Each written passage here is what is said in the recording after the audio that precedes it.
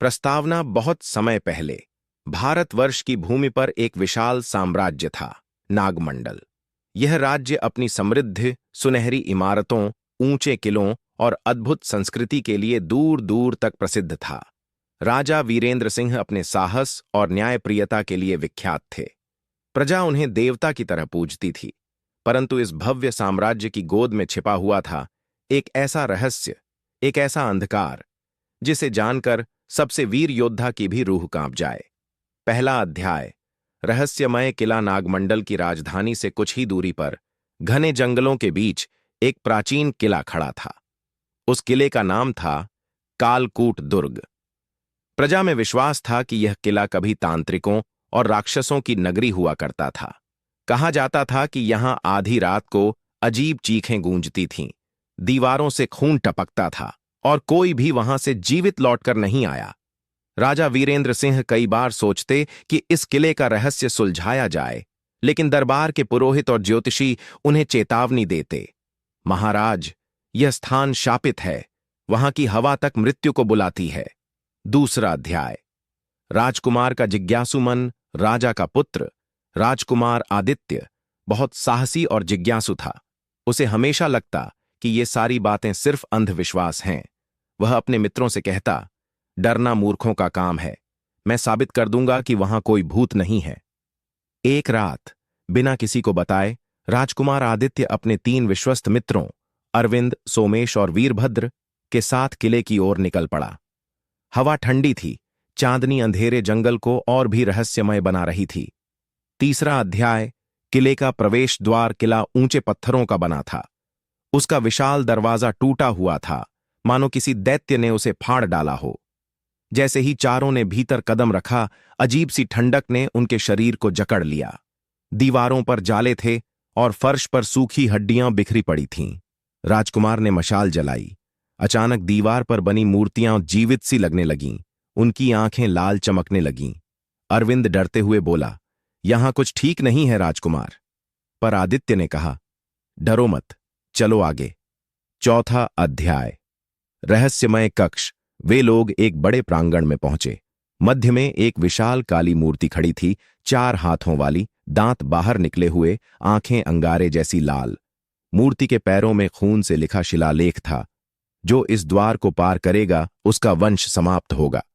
अचानक मूर्ति के होंठ हिलने लगे और उसमें से गूंजती आवाज आई, तुम्हें यहां नहीं आना चाहिए था।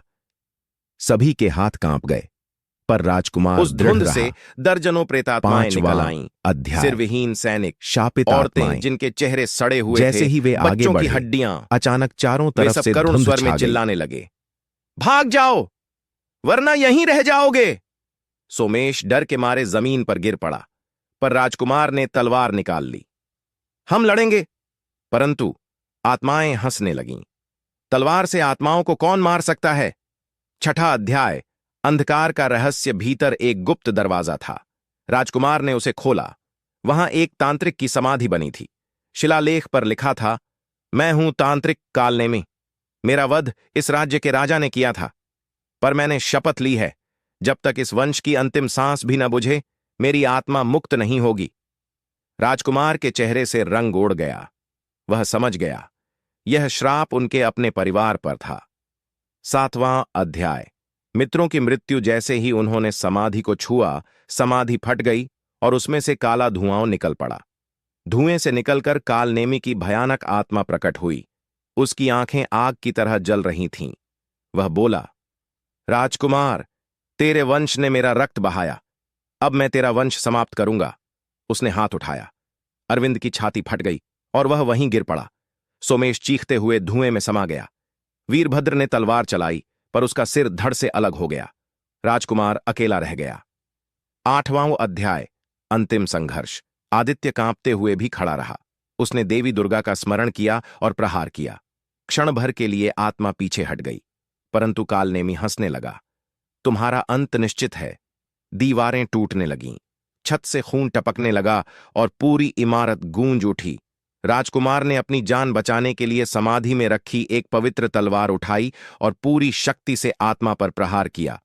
तेज प्रकाश फैला और आत्मा चीखते हुए धरती में समा गई। 9वां अध्याय। अधूरा श्राप किला अचानक शांत हो गया। राजकुमार थककर जमीन पर गिर पड़ा। वह जीवित तो बच गया, पर उसने देखा उसके तीनों मित्र मृत पड़े थे। दीवार पर अगला शिलालेख चमकने लगा।